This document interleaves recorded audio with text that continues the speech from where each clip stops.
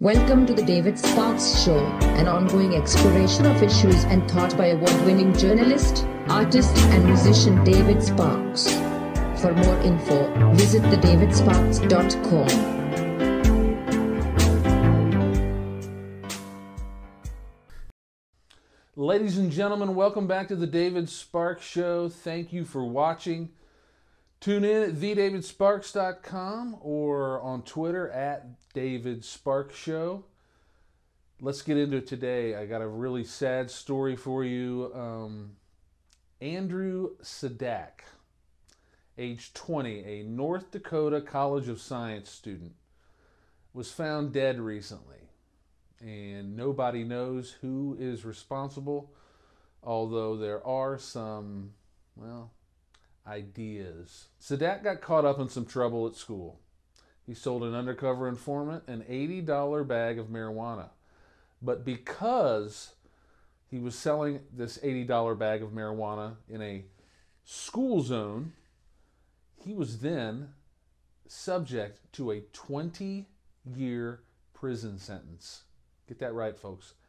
20 years in prison for selling an $80 bag of marijuana to an informant. And so what did Sedak do next?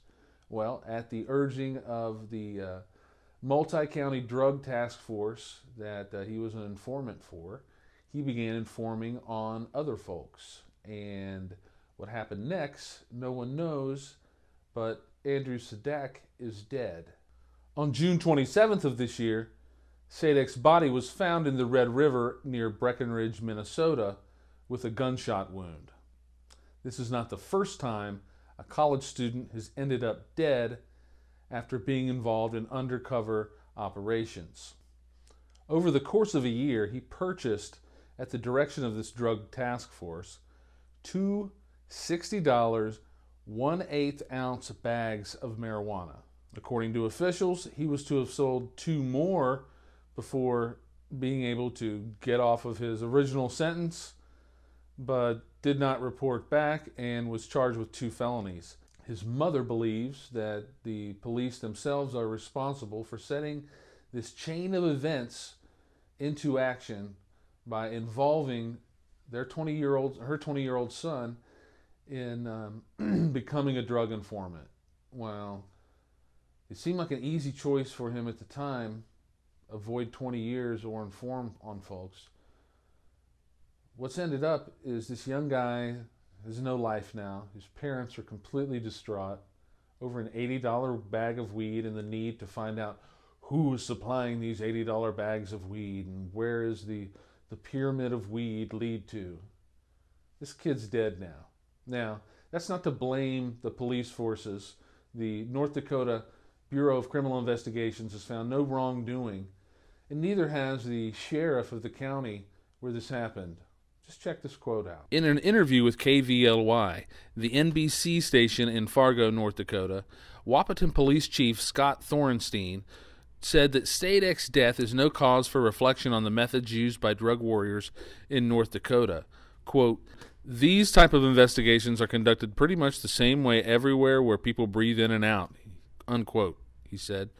Quote, "They never did anything wrong that needed to be changed."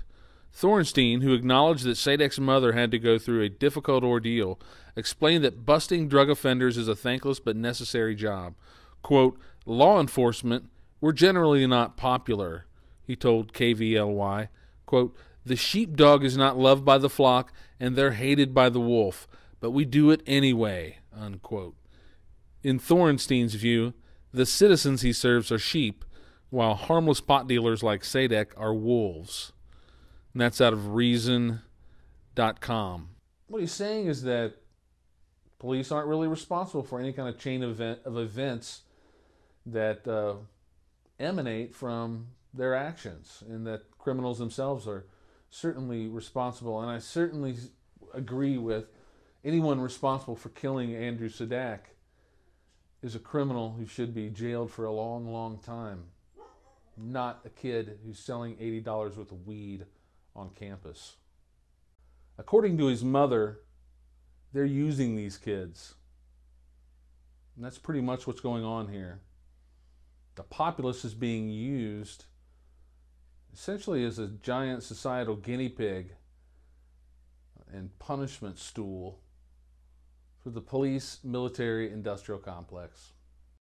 The drug war has long been out of control, and this is just another example, a sad, tragic example of how these draconian sentences lead people to doing really heinous things in order to save their hind ends. We've got a pretty good idea that someone facing similar type of punishment who didn't want to be punished that bad might have certainly been involved in Sedak's demise.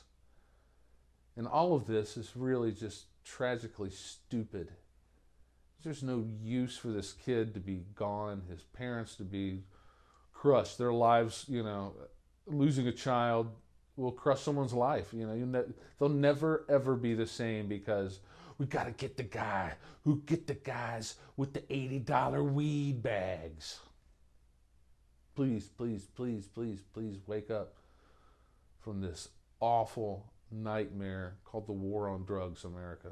Please, please get involved in an organization to end this rampant stupidity and just ultimately unnecessary tragedy.